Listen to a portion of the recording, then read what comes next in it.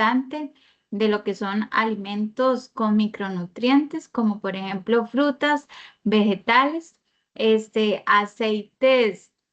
Por ejemplo, en la dieta mediterránea, el aceite de oliva es fundamental.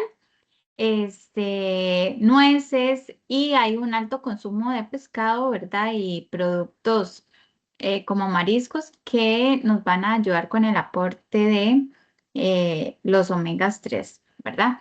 La dieta DASH es similar, eh, se enfoca mucho en la prevención y en términos generales, por ejemplo, lo que son este grupo tan importante de frutas y vegetales, se recomienda en esta dieta 4 porciones al día de frutas y 4 porciones de vegetales, en total 8, que es una cantidad mucho más alta que la que maneja la población general, ¿verdad? En muchos casos, las personas a veces solo una porción al día o incluso a veces no comen diariamente alguno de estos alimentos. Entonces, de aquí vamos a sentar las bases, ¿verdad? ¿Cómo sería en términos generales esta base sólida aquí en Costa Rica, ¿verdad? Ya no hablando en términos este, de estas dietas como más extranjeras, ¿verdad? Igual podemos apoyarnos como en los patrones alimentarios que tenemos. Por ejemplo, el gallo pinto, que es muy típico de la cultura costarricense, podemos incluirlo. El casado, ¿verdad? Tanto para el almuerzo como para la cena. Lo importante aquí es la proporcionalidad, ¿verdad? Tal vez en estos platos típicos, si hay como un mayor consumo de carbohidratos o de alimentos de origen animal y hay un menor consumo de lo que es alimentos frescos como las frutas y los vegetales que deberían representar la mitad de nuestro plato. Entonces, ¿cómo podemos enriquecer estos menús como más típicos para que estén más balanceados Quiero que sea sobre nosotros o que vayamos a otro lado. con respecto a estas Usted, otras muy características? Perdón, creo que hay algún Yo le micrófono ayudo, activo. Ah, yo ok, le ayudo, gracias. profe. Igual les agradezco a todos mantener los micrófonos apagaditos para que la profesora pueda dar su charla de forma continua. Gracias. Muchísimas gracias. Bueno, estábamos en la parte en la que estamos como adaptando estos rasgos de estas dietas que vamos a llevarlo como a un contexto más nacional, ¿verdad? Y estamos analizando cómo podemos enriquecerlos, ¿verdad? Entonces, decíamos que lo que hay que hacer es balancear la cantidad de alimentos y el aporte de frutas y vegetales. Por ejemplo, si yo quiero desayunarme un pinto, me puedo desayunar el pinto, que me va a aportar proteínas y carbohidratos de buena calidad. Puedo acompañarlo con un alimento proteico, puede ser un huevito, puede ser una carnita en salsa, ¿verdad? Pero adicional, la otra mitad del plato deberían ser vegetales. Puede ser una ensalada. A veces vemos rarísimo desayunar con ensalada, pero debería ser normal. Deberíamos tenerlo más bien como costumbre. Si lo vemos así como, ay, no me combina, bueno, empecemos con pico de gallo.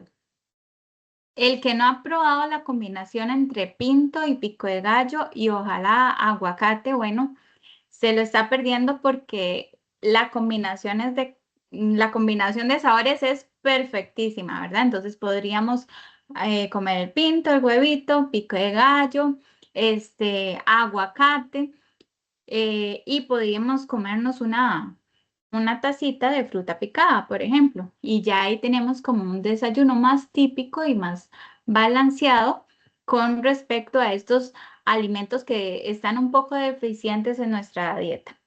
Con respecto a las opciones para almuerzo y cena, que estamos hablando como de preparaciones más típicas, como El casado sería igual, controlar las porciones, ¿verdad? Normalmente el calzado típico trae bastante arroz, bastante frijoles, trae picadillo, a veces son picadillos de vegetales no harinosos, a veces son picadillos de vegetales harinosos y ensalada, pero la porción de ensalada que normalmente se sirve es bastante pequeña.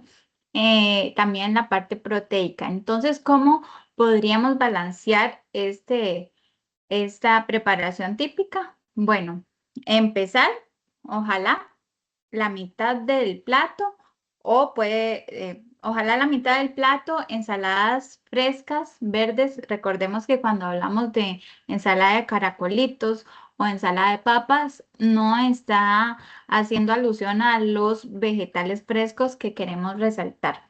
Entonces, ojalá mitad del plato de ensalada. Si vamos a comer un picadillo de un vegetal no harinoso, entonces puede ser un poquito menos de ensalada con este picadillo.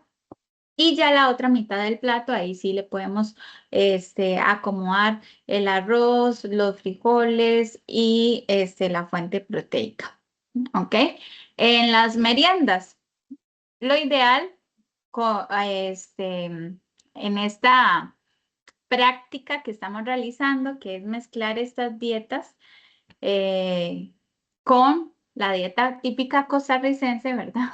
En donde vemos que nos hace falta un poco el aporte de frutas y vegetales. Bueno, en las meriendas sería muy importante meter frutas. También podemos merendar vegetales, ¿verdad? Unos palitos de pepino con limón y sal, ¿verdad? Tomate en gajos es súper refrescante y súper rico. A mucha gente le gusta, solo que a veces no se les ocurre. Y también cuidar mucho lo que es la hidratación, ¿verdad? Entonces, ya ahí tendríamos como un bosquejo general típico costarricense de alimentación que cumple con estos aportes de micronutrientes que necesita la mujer, ¿verdad? Ahora, como estamos mencionando al inicio de esta charla, en ciertas etapas de la vida de la mujer hay que prestarle más atención a ciertos nutrientes. Entonces, vamos a ir hablando de cuáles son estas etapas y de qué factores o qué nutrientes en específico le vamos a dar esta atención para que el seguimiento sea más personalizado. También es importante mencionar que a veces es, normalizamos como algunos síntomas, ¿verdad? Que, que dicen, ay, tal vez si les preguntamos a otras mujeres, ay, eso es normal, a mí también me pasa o a mi mamá también le pasa, y tenemos que aprender a reconocer a tiempo estas señales de alerta que no porque a muchas personas les pase o les haya pasado significa que son normales y que tenemos que omitirlas como si no hubiera pasado. Entonces, vamos a ir también mencionando estos síntomas y también mencionar en qué situaciones puede ser importante dar un seguimiento, realizar exámenes y solicitar una valoración profesional. Vamos a empezar con la primera etapa, ¿verdad? Que en donde hay como un cambio más brusco a nivel hormonal, que es la adolescencia. La adolescencia se da entre los 12 y los 19 años. En esta etapa de la vida va a estar caracterizado por un crecimiento muy rápido, eh, un pico de masa ósea que se va a producir, ¿verdad? Y también la menarquía, que es la primera menstruación. En esta etapa es muy importante dar énfasis a que no se deben tener dietas muy restrictivas. ¿Por qué? Porque es muy usual que esta etapa se relacione con el desarrollo de trastornos alimentarios. Entonces, es importante no manejar dietas tan restrictivas y como padres estar atentos a señales de alerta temprana en el desarrollo de este tipo de trastornos. También aquí, bueno, como estamos hablando de que hay un pico de masa ósea, es bastante importante estar atentos a dos nutrientes principales que serían calcio y vitamina D. La vitamina D se ha visto recientemente, especialmente desde pandemia, ¿verdad? Que hay mucha deficiencia en general en la población. Entonces vamos a ver que la vitamina D es un nutriente que debemos tener muy monitoreado en cualquier etapa de la vida, tanto de la mujer como del hombre, pero en la adolescencia todavía más, ¿verdad? ¿Y por qué menciono que especialmente desde la pandemia? Bueno, porque en la pandemia todos nos encerramos, comenzamos a ser como personas de interiores que no salimos, no nos exponemos al sol y hay que recordar que mucho de la producción de la vitamina D se da por exposición al sol, ¿verdad? O también a veces cuando por fin nos exponemos al sol, pues entonces nos llenamos de bloqueador por todo lado.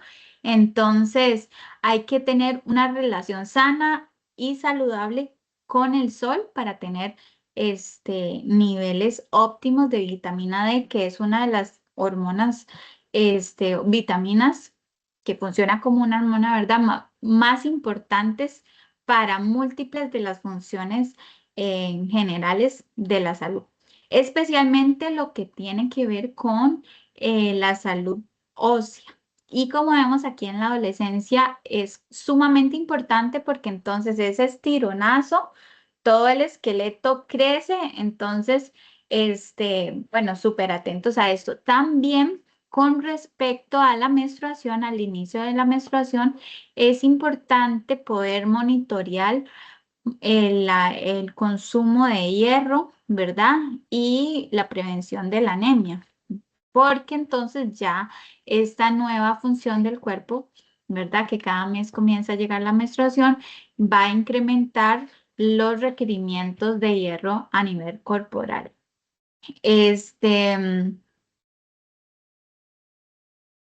¿Qué síntomas en esta etapa tenemos que tener monitoreados que no son tan normales? Por ejemplo, si hay signos de mucho cansancio como anormal, sangrados muy abundantes,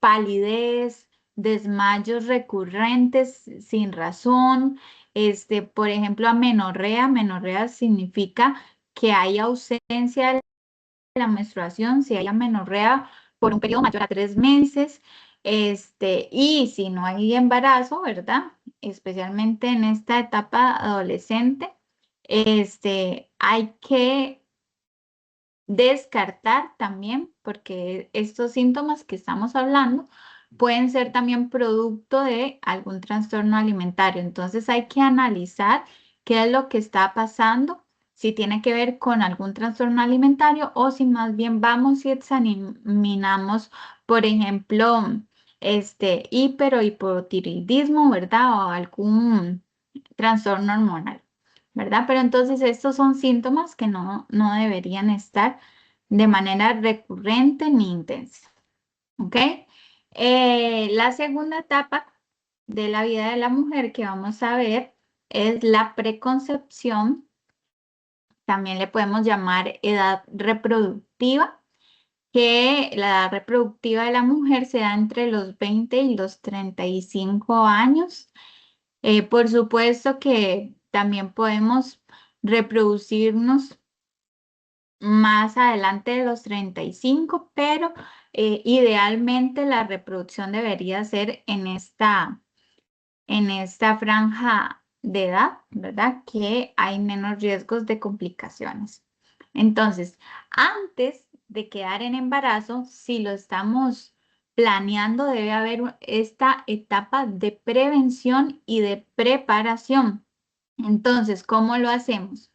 Primero, yo tengo que tener el conocimiento de que cuando ya esté embarazada, voy a tener un incremento en los requerimientos de varios nutrientes, especialmente lo que es el hierro y el ácido fólico, ¿verdad? Entonces, si estoy planeando quedar en un embarazo, me voy a preparar. Y en esta etapa de preparación debo de asegurarme de tener en niveles óptimos estos dos nutrientes.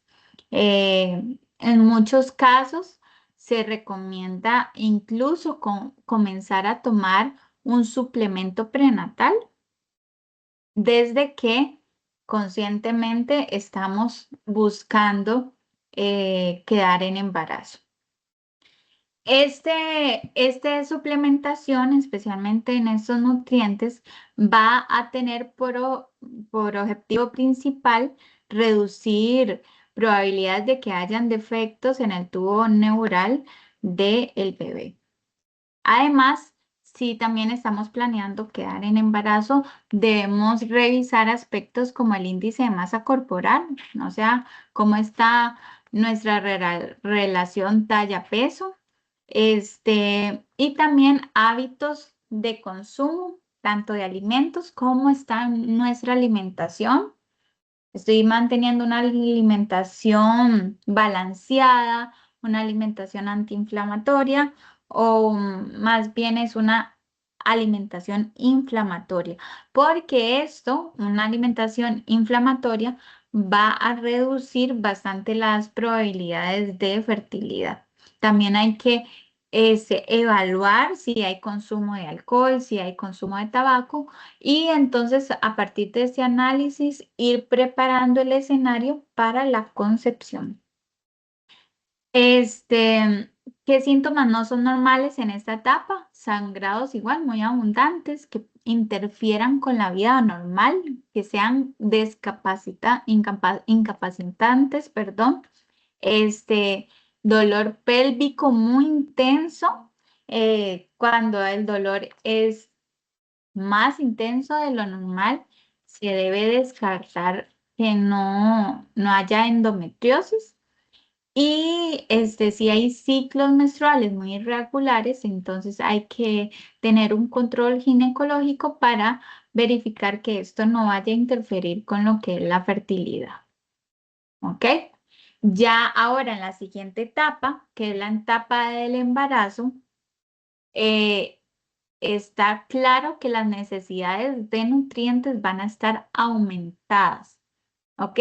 Aquí es importante analizar porque hay como un dicho muy frecuente, bueno, que las embarazadas tienen que comer por dos, ¿verdad? ¿Por qué?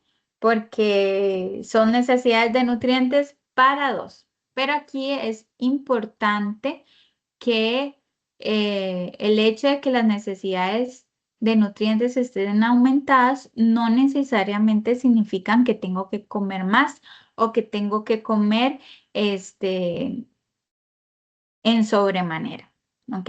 Aquí la cantidad de la alimentación que debo consumir va a depender también mucho del estado nutricional que tenga la mujer previo al embarazo, ¿verdad? Es diferente una persona que pueda estar sumamente delgada, más bien con riesgo de nutrición, que ahí tendría que comer como por tres, o una persona que tenga un estado nutricional normal o una persona que su índice de masa corporal esté en sobrepeso o en obesidad. Ya para estos escenarios sí tendríamos que priorizar la densidad nutricional, ¿verdad? Densidad, o sea, muchos nutrientes en poca cantidad de alimento para poder balancear. ¿Por qué? Porque eso no es una cuestión de estética, sino de salud, ¿verdad? Entonces también tenemos que tener claro que un exceso de peso puede complicar mucho las condiciones del embarazo y del parto. Entonces, por eso hablamos también de la etapa de preparación, de la etapa de preconcepción, en donde nos preparamos psicológica, física y mentalmente, ¿verdad? Entonces, bueno, quiero quedar en embarazo, voy a prestar atención a mi estado físico y nutricional, para que entonces ya cuando estemos en esta etapa del embarazo podamos, estar en las condiciones más óptimas y que el embarazo se pueda desarrollar con la mayor normalidad posible. Entre estas nutrientes que vamos a tener necesidades aumentadas, principalmente tenemos lo que son el hierro, el ácido fólico, el yodo, ¿verdad? Aquí en Costa Rica la sal es yodada, entonces es realmente muy extraño como que haya una deficiencia de yodo.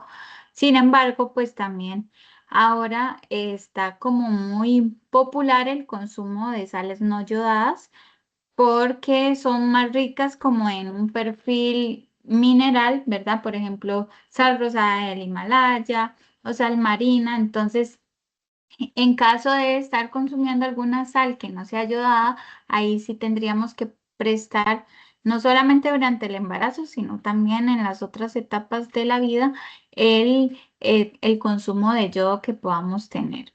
¿Ok? También va a estar aumentada las necesidades de vitamina D, de proteínas y de ácidos omega 3, especialmente lo que sería el DHA. Entonces, a nivel nutricional, nuestros principales objetivos para esta etapa del embarazo van a ser reducir el riesgo de que la madre tenga anemia, eh, que el bebé tenga bajo peso al nacer o que haya defectos en el desarrollo del tubo neural del bebé. ¿Ok?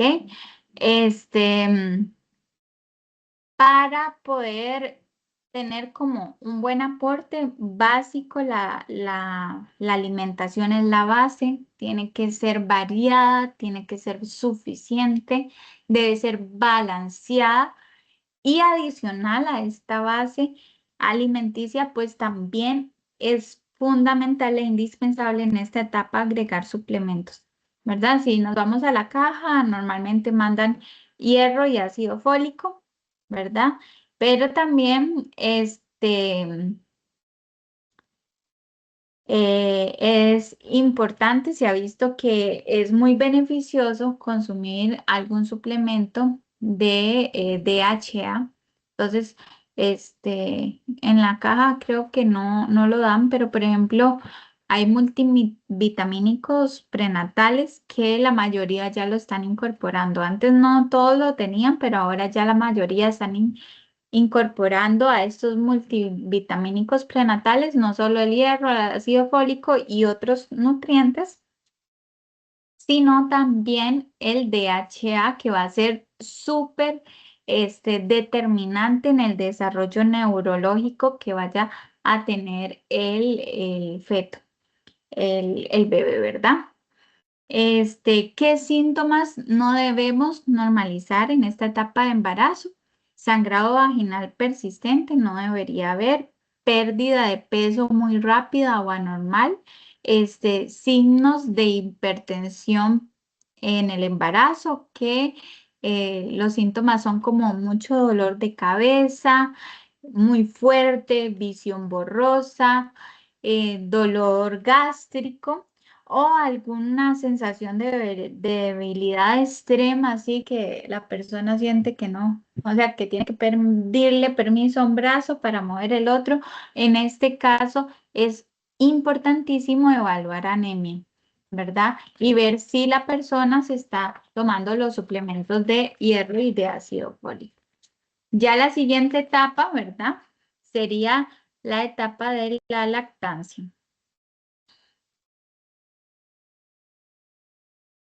Y en esta etapa de la lactancia, pues también tenemos, coincidente, igual que en el embarazo, que vamos a tener requerimientos aumentados. ¿Ok? ¿Por qué? Porque vamos a producir un alimento y no cualquier alimento. El alimento con mayor densidad que pueda existir, ¿verdad? Entonces, va a ser un alimento que va a tener tantos nutrientes y eso, ¿qué significa? Bueno, que la alimentación de la madre tiene que ser súper adecuada en toda variedad de nutrientes. ¿Ok? ¿Por qué?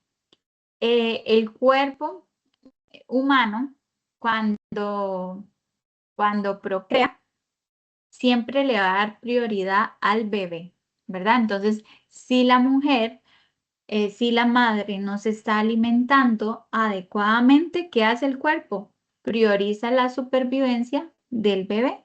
Entonces, todos los nutrientes, incluso si tuviera que agarrar de las reservas, de los huesos, de donde sea, si agarran nutrientes, ¿para qué?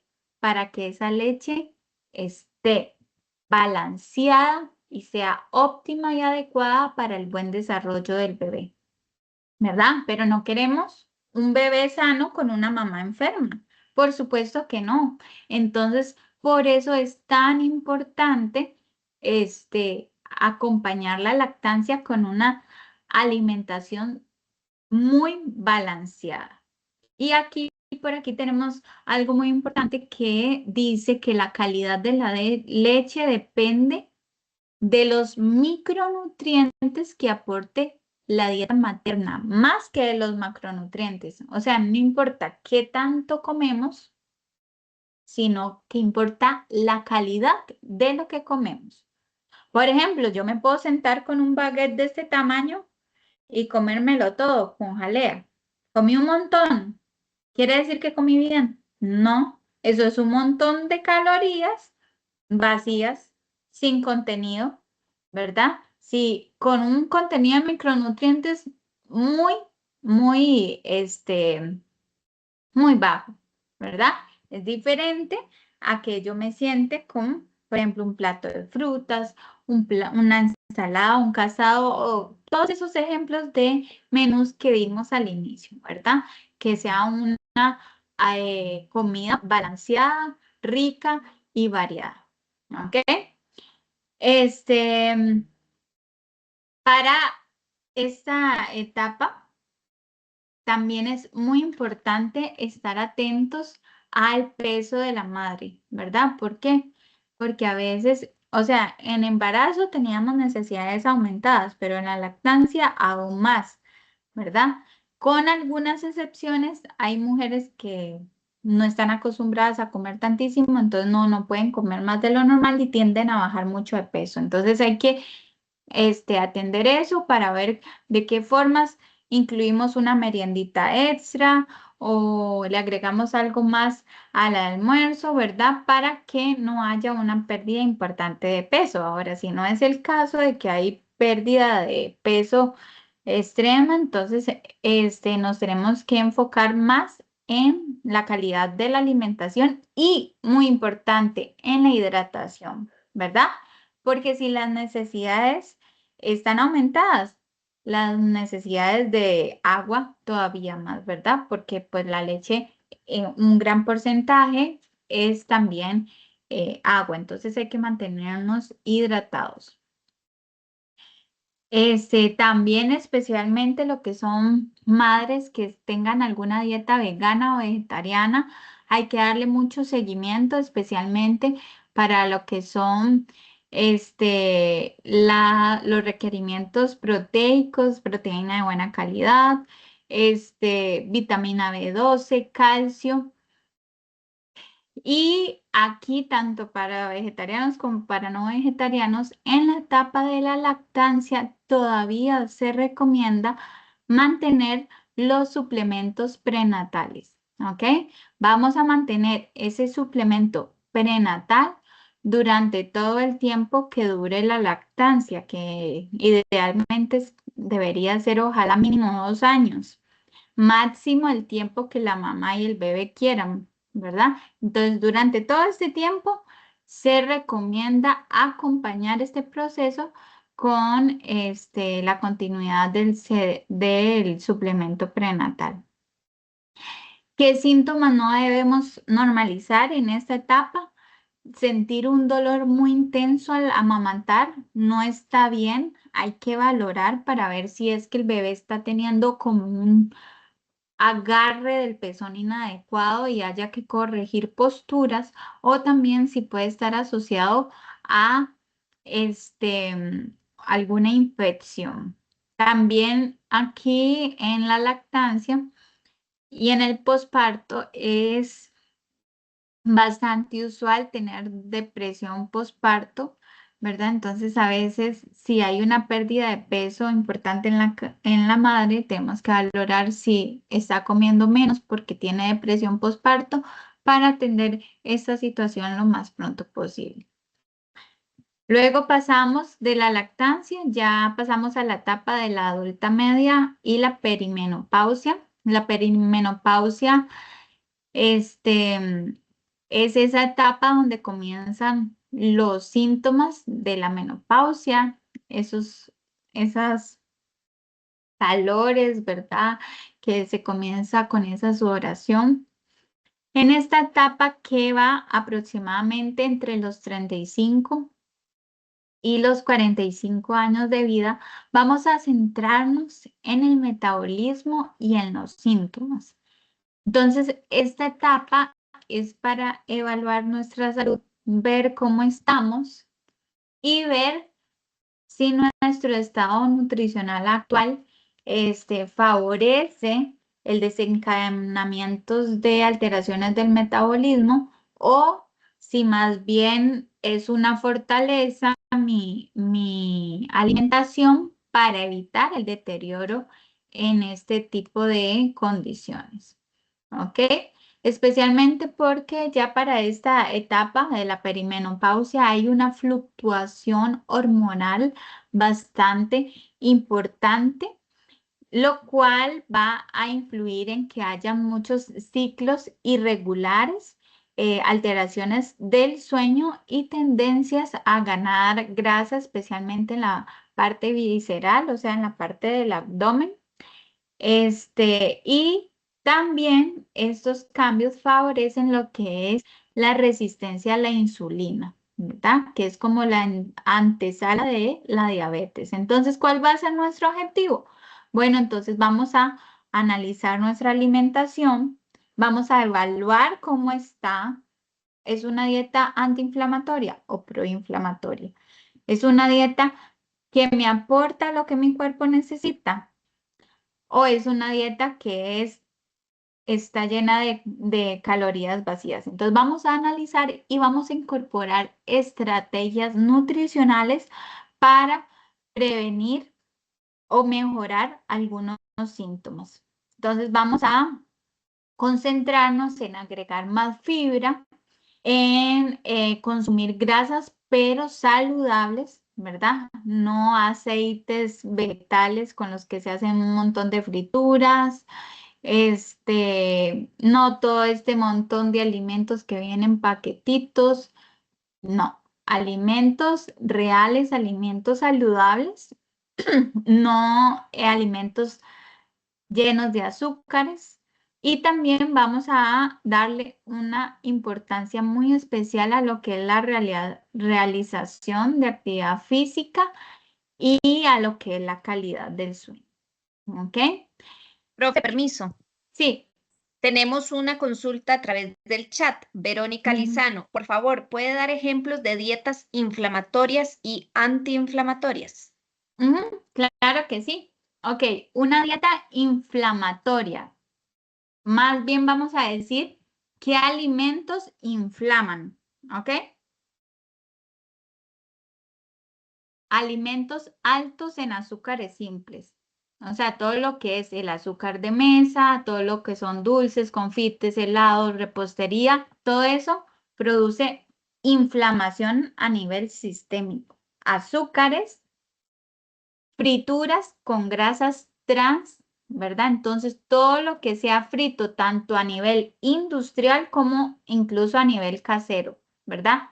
Recordemos que los aceites de origen vegetal que se usan para frituras, por el proceso que hacen para aclararlo y todo, ¿verdad? Tiene ciertas sustancias que producen inflamación, y más cuando se calientan y peor cuando se queman. No sé si les ha pasado que ponen un sartén con un poquito de aceite y de repente está tan caliente el sartén que comienza a echar humo. O sea, ese aceite nunca en la vida se lo coman porque es súper inflamatorio. Ya por el calor genera también sustancias cancerígenas, entonces hay que tener cuidado. ¿Cuáles son las técnicas de cocción más recomendadas? Al vapor, cocinado, horneado, etcétera. Entonces, frituras, repostería, dulces, todo esto es comida inflamatoria. Ahora, por el contrario, ¿cuáles serían alimentos que forman parte de una dieta antiinflamatoria? ¿Ok? Frutas, vegetales y todo lo que sea comida real. Casi que para que se les haga más fácil, prácticamente que ojalá comiéramos todo lo que venga de la feria, que no necesitáramos ir al supermercado, ¿verdad? Eso sería lo ideal. Entre menos paquetes, mejor. Hay una frase que me gusta mucho que dice, menos empaques, más cáscaras, ¿verdad? Entre más comida real consumamos, muchísimo mejor. No sé si queda clara la duda o si no. Y con respecto a las grasas deberíamos elegir grasas saludables, como por ejemplo agregar aguacate a las comidas, por ejemplo utilizar aceite de oliva, pero el aceite de oliva ojalá frío o si se calienta como en un salteado, algo muy leve que no vaya a permitir que este aceite se vaya a llegar a su punto de humo, que era lo que yo les decía, que sale humo del aceite calentado. Aunque sea aceite de oliva, más bien se puede quemar más fácilmente, entonces hay que tener cuidado. Por ejemplo, yo hago arroz, lo hago sin aceite y cuando ya está listo lo desconecto, lo revuelvo y ahí le echo el chorrito de aceite o incluso cuando ya está frío, ¿verdad? No hay ningún problema, pero entonces tratar de usar estas grasas saludables, por ejemplo, también de nueces. Nada más aclaración, el maní no es parte de las nueces. El maní es como un poquito más inflamatorio. No es que no se pueda comer del todo, pero no se debe comer en exceso. Y todo lo que son leguminosas que tienen mucha fibra, por ejemplo, garbanzos, lentejas, frijoles, forman parte de la dieta antiinflamatoria.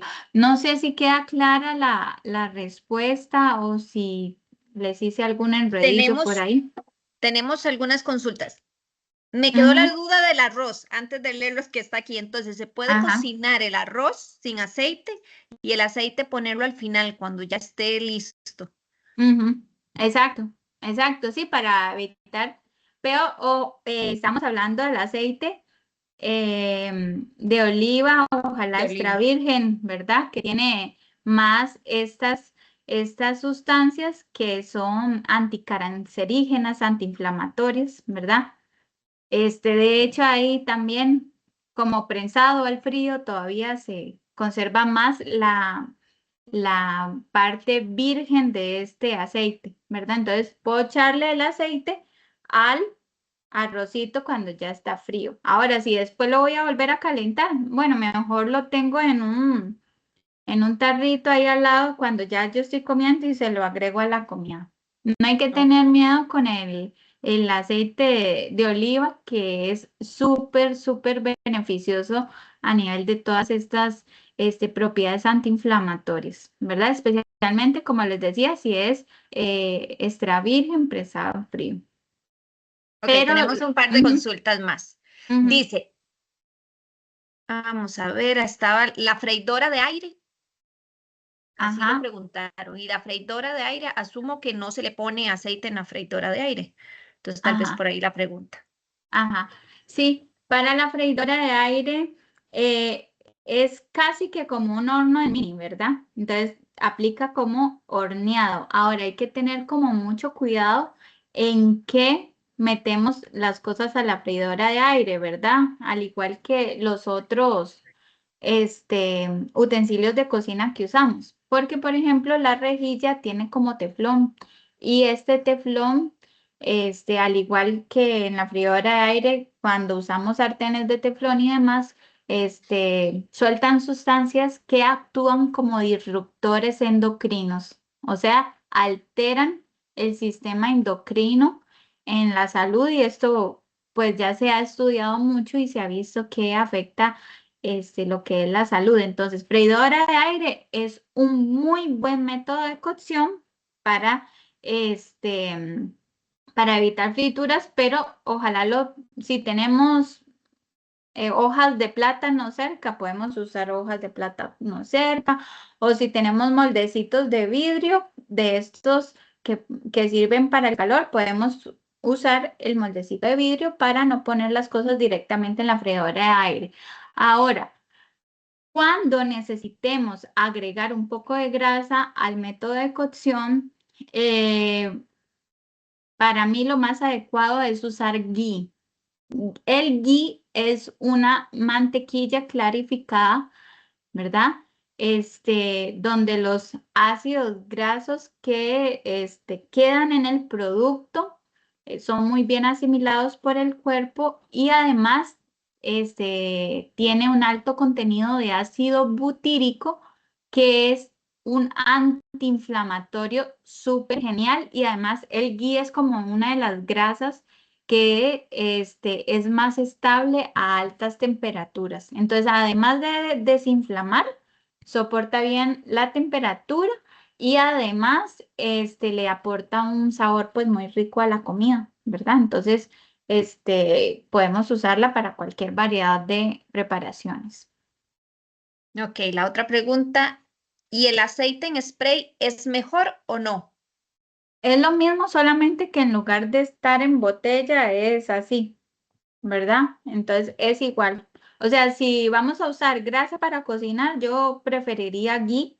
Este, si es como un poco costoso el ghee, pero también se puede comprar como mantequilla y hacer el proceso. Ahora, pues con la ayuda de redes sociales como YouTube, hay montones de videos de cómo hacer el GIF de forma artesanal. Entonces yo les recomiendo si es para cocinar eso, o también puede ser aceite de coco, que es un poquito más estable que los aceites vegetales regulares. Ahora, el aceite de coco, aunque es un poquito más estable, igual también se puede quemar si se lleva a una temperatura muy alta. En general, lo recomendable es no usar temperaturas tan altas para cocinar.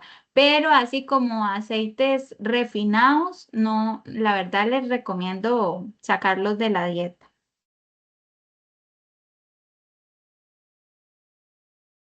No sé si queda esa clara. Sí, profe, tenemos varias consultas. ¿Con cuál ¿Ok? aceite podría cocinar, por ejemplo, unos bistec si el aceite de oliva no se debe calentar? Ujú. Con ghee, preferiblemente. Ok. Ujú. Ahora, si Luego, es un corte de carne, hay diferentes cortes de carne.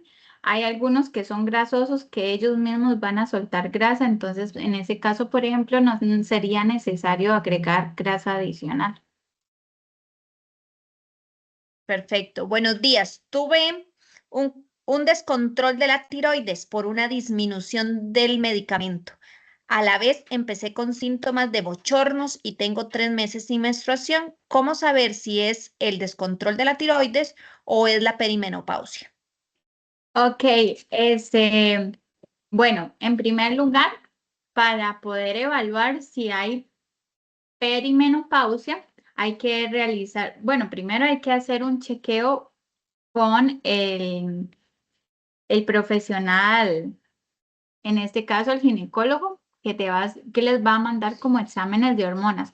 Este examen de hormonas, como por ejemplo la hormona luteinizante, la hormona foliculoestimulante, nos van a dar una indicación si estoy en transición menopáusica. ¿Ok? El estradiol también nos va a indicar si hay un declive hormonal de los estrógenos en el cuerpo, y también se puede hacer el examen de la hormona estimulante de la tiroides y la tiroxina, que van a evaluar la función tiroidea. Entonces, digamos, para saber qué es lo que pasa ahí, no queda otra que hacer exámenes hormonales, ¿verdad? Entonces, para evaluar si es tiroides o si es la perimenopausia. Ahora sí le recomiendo, digamos, si tiene si tiene alteraciones en la tiroides, si ya maneja medicamento y tiene como un descontrol, atender lo más pronto posible la adecuación del medicamento para que la tiroides no se resulte afectada. Porque recordemos que si no está bien regulada la tiroides, o sea, cada vez su función va siendo menos. Entonces hay que tratar de cuidarla lo más posible para que esa tiroides funcione o sea, tenga la vida útil mayor posible. No sé si queda claro. Gracias, profe. Dice, yo empecé a subir de peso y a estar inflamada desde hace 1 año y medio más o menos. Sin embargo, aunque hago ejercicio y como comida real, no he podido bajar de peso. ¿Qué podría preguntar en el hospital, por ejemplo, ya que yo siento que puede ser algo que me impida bajar? Ujú. Sí, bueno, ya en este caso sí habría que evaluar el examen como muy particularmente. A veces también hay infecciones asociadas, por ejemplo, o sea, como les digo, habría que analizar muy detenidamente el caso para ver si efectivamente desde la parte nutricional ya se tomaron todas las precauciones del caso y desde la parte de actividad física. Y si ya todo eso está en condiciones óptimas, entonces ya pasamos a analizar otro tipo de condiciones como por ejemplo desbalance hormonal o incluso infecciones, por ejemplo la candidiasis, que es una infección por hongo cándida que no se encuentra en su forma natural, sino como en otra forma de hifas, ¿verdad? Que también está muy relacionada con dificultad para la pérdida de peso. No con eso estoy diciendo que fijo es eso, no, sino que sí es cierto, hay veces que se arregla alimentación, hay veces que se arregla ejercicio, pero hay que analizar el panorama por completo, pero sí habría que ver bien el caso para poder saber cómo actuar. En la caja propiamente cuesta mucho como que hagan exámenes más profundos. Podrías pedir como examen hormonales generales, un estudio como metabólico general, a ver si te lo mandan, aunque a veces no lo mandan, pero se puede intentar. No sé si queda claro. Gracias, profe. Y pregunta ya por último, ¿la manteca de cerdo funciona para cocinar, que veníamos conversando en lugar del spray o del ghee o de los otros aceites que usted había recomendado, el oliva? ¿La manteca de cerdo funciona? La manteca de cerdo funciona para cocinar desde el punto de vista de que es una grasa mucho más estable al calor que los aceites vegetales, ¿ok? Lo que sí no hay que pasar por alto es que de igual forma es una grasa con un perfil de ácidos grasos saturados bastante alto y de colesterol. Eh, y un exceso en el consumo de este tipo de grasas, pues se asocia con mayor riesgo de enfermedad cardiovascular, ¿verdad? Entonces, por un lado, tenemos una grasa que es estable al calor, no va a producir otras sustancias extrañas porque el calor no le afecta tanto, pero entonces me aporta colesterol y ácidos grasos saturados. Y por el otro lado de los aceites vegetales que tienen estas sustancias producto de la refinación y que también con el calor son muy sensibles y pueden producir sustancias que afectan la salud. Mm, Para mí, o sea, el ghee es una excelente opción. Entonces, pero si no tengo ghee, entonces de vez en cuando puedo usar también la manteca. No, no, no de uso frecuente. De hecho, es que las frituras no deberían estar de forma frecuente en la alimentación. Recordemos que las frituras dijimos que son inflamatorias, entonces dentro de un plan de alimentación antiinflamatorio preferimos siempre preparaciones al vapor, cocinados, horneados. No sé si queda claro. Gracias, profe. También preguntaron cómo se escribe Yo. Gui y otra afiliada también entonces escribió G-H-E-E, solo para confirmar que esté bien. Sí, correcto. ¿Qué? Entonces otra también escribió entonces, ¿es mejor la manteca que los aceites vegetales? Acá está, mi amor. Bueno, yo mencioné como de forma esporádica, pero si de forma esporádica hubiera que hacer algo así, pues sí, ¿Ocupas la podríamos llave? usar digamos, la manteca. Ujú. Ahora, ¿qué es mejor si si no, pero yo estoy nada más como para no hacernos como un enredo. Estoy hablando como para preparaciones que necesitan mucha temperatura, ¿verdad? Como frituras, que vuelvo a aterrizar, las frituras no deberían formar parte de un menú regular, sino como de forma esporádica que vaya a hacer alguna preparación. La manteca pues va a ser más estable, pero no es como que debo usar manteca para cocinar todos los días. Como habíamos hablado anteriormente, la dieta mediterránea, que es una de las mayores referencias a nivel de salud y dietas antiinflamatorias, la principal grasa que usan es el aceite de oliva, que está súper estudiado, hay demasiada evidencia científica robusta que la pone como la mejor grasa incluso para cocinar, pero con la particularidad de que no se puede poner a fuego alto. O sea, incluso si voy a saltear unos vegetales, puedo hacerlo con aceite de oliva, pero a fuego muy bajo. O sea, siempre preferir, siempre que se pueda, aceite de oliva o ghee.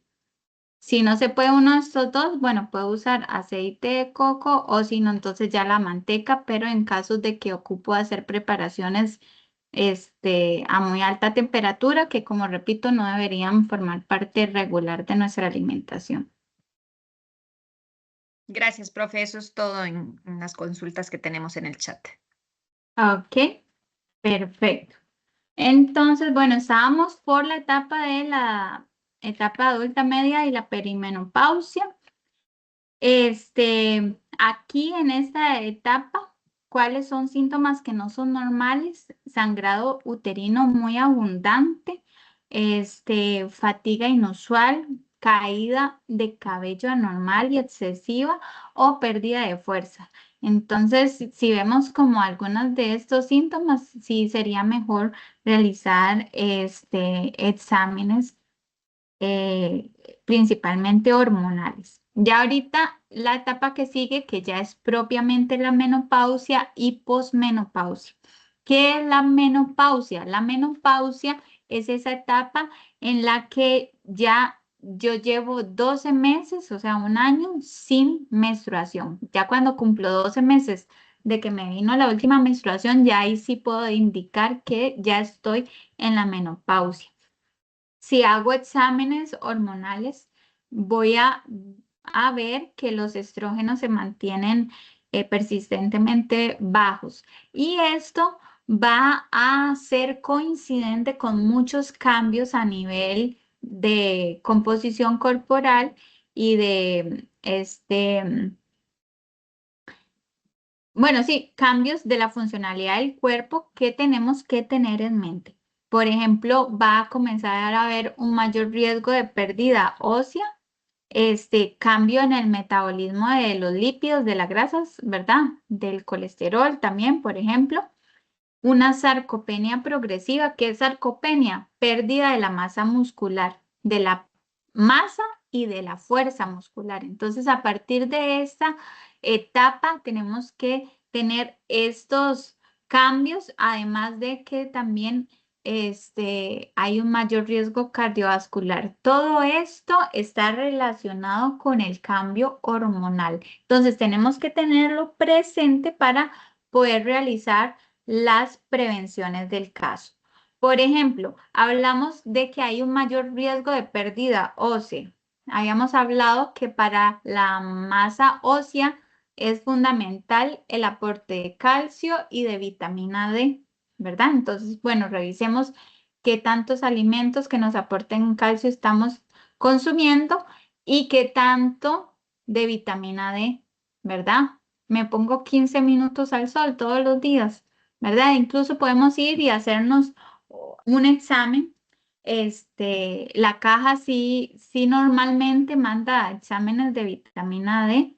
No siempre, ahorita creo que no hay reactivos, me enteré hace poco. Entonces, de momento no, pero regularmente sí hace exámenes de vitamina D.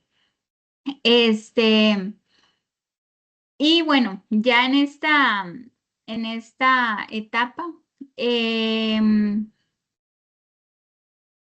lo más importante es evitar que aparezcan enfermedades que nos vayan a acompañar ya de por vida, ¿verdad? Como por ejemplo una diabetes, una hipertensión, un desgaste de los huesos, ¿verdad? Entonces aquí es muy importante todas estas estrategias nutricionales que podamos incorporar en el momento para prevenir. Por ejemplo, hablamos de un mayor riesgo de sarcopenia, pérdida de masa muscular. Entonces, ¿qué tenemos que priorizar? Por ejemplo, bueno, el consumo de proteínas y la realización de ejercicios de fuerza, ¿verdad?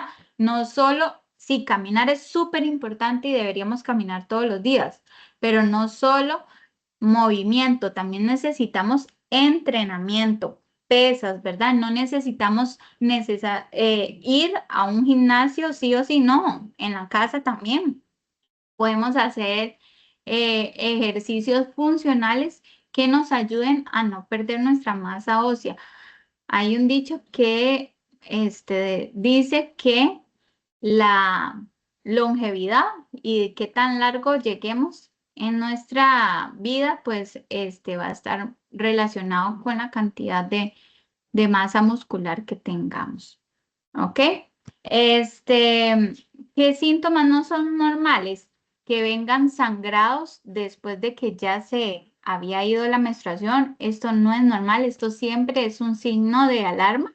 En caso de que se presentara, hay que investigar el endometrio, y también si hay sofocos extremadamente debilitantes, también requieren una evaluación más minuciosa. Y ya para la etapa de la tercera edad, va a ser muy importante mantener nuestra función.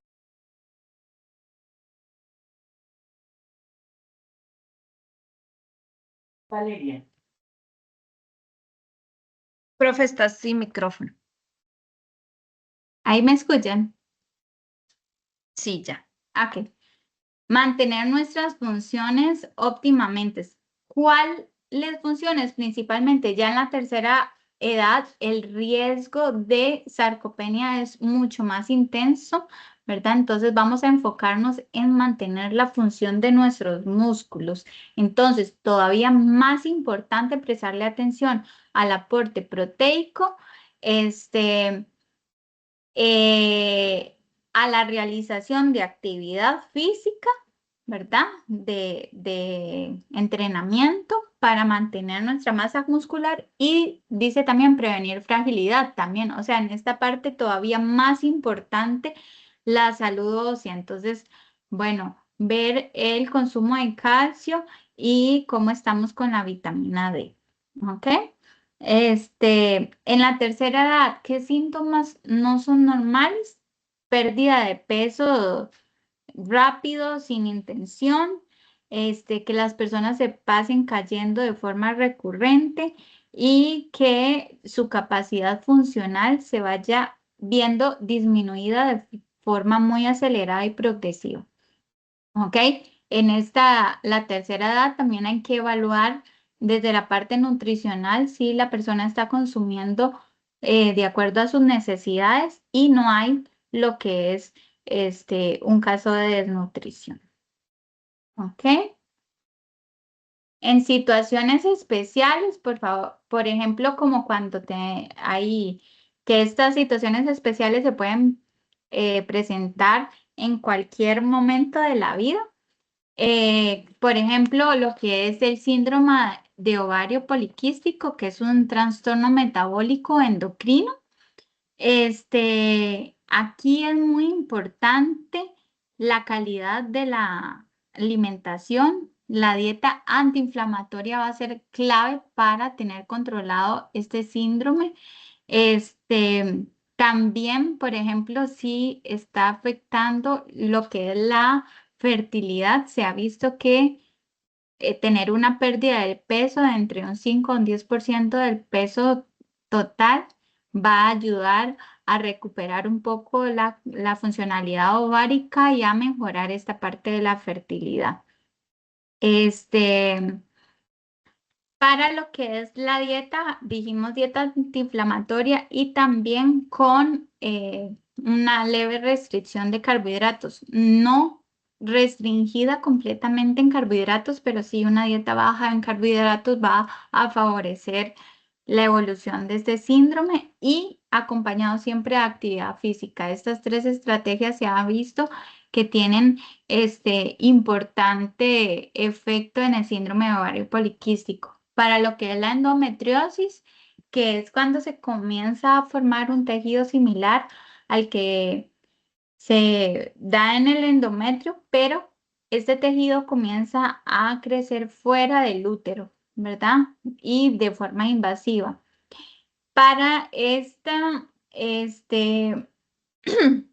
igual, o sea, vean que vemos todas las situaciones especiales y en casi todas es alimentación antiinflamatoria. Estrategia nutricional, siempre alimentación antiinflamatoria. Igual para la endometriosis, alimentación antiinflamatoria y también se ha visto que suplementación con ácidos grasos omega 3 pueden ayudar a reducir un montón lo que es el proceso inflamatorio. También se ha visto que los inositoles, que es un suplemento natural, también puede tener un efecto beneficioso, pero recordemos que la suplementación no se puede hacer a la libre, siempre tiene que ser guiado por un profesional para que esté vigilado de los efectos. Para cuando las personas puedan ser atletas, hay que tener una especial atención en el aporte energético porque a veces las necesidades tanto de energía como de nutrientes están aumentadas por el deporte que realizan y en la mayoría de casos que hay afectación es porque no están comiendo adecuadamente. Entonces, las personas que entrenan a nivel profesional tienen que tener un seguimiento nutricional estricto para evitar fracturas, para tener el rendimiento a nivel óptimo, y no ir a tener repercusiones también hormonales, ¿verdad? Especialmente si son atletas como por ejemplo de fisicoculturismo que intentan reducir demasiado el porcentaje de grasa corporal, esto también puede tener un efecto hormonal que puede desencadenar situaciones de salud pues no deseadas. Para las personas que pueden haber estado en una situación de cáncer de mama, pero ya sobrevivieron, ¿verdad? Entonces, en la parte nutricional, principalmente se va a manejar los efectos adversos. Por ejemplo, si la persona pasó por quimioterapia, perdió mucho peso, bueno, entonces vamos a enfocarnos en reponer ese peso.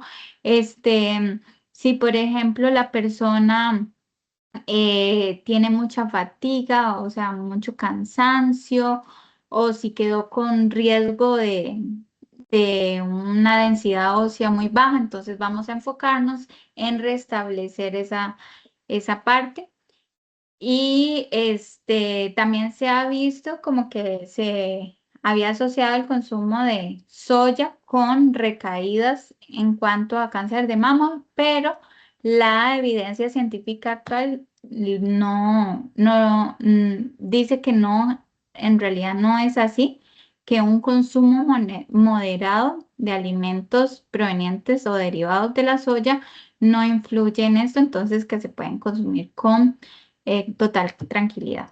Y para cuando la persona decide ser vegetariana o vegana, que puede serlo sin ningún inconveniente, nada más hay que asegurarse de que esté teniendo un adecuado consumo de todos los nutrientes y evitar deficiencias. Si es necesario suplementar, se suplementa. Por ejemplo, sí o sí se suplementa B12, ¿ok? Dependiendo si es vegano, habría que ver sí o sí suplementar con calcio, a menos de que esté con algún alimento que esté fortificado dentro de su dieta. Y también, pues, evaluar otros nutrientes importantes. Esto es como un leve resumen de lo que hemos mencionado. ¿Qué síntomas no son normales en las mujeres que a veces están y pasamos por alto? Sangrado menstrual muy abundante o limitante, amenorrea prolongada. Amenorrea, recuerden que es la ausencia de la menstruación y esto solo es normal durante el embarazo o durante la menopausia. Si no estamos en ninguna de estas dos situaciones, no es normal. Fatiga intensa y caída del rendimiento. Dolor pélvico crónico intenso, sangrado posmenopáusico y pérdida de masa muscular, especialmente en adultos mayores. Ya para cerrar, les dejo esta frase que me gustó mucho y dice: la nutrición de la mujer debe evolucionar con ella. Nosotras las mujeres cambiamos constantemente a lo largo de toda nuestra vida, física, emocional y hormonalmente, y pues la alimentación que tengamos debe adaptarse a todo este proceso evolutivo que tenemos. No sé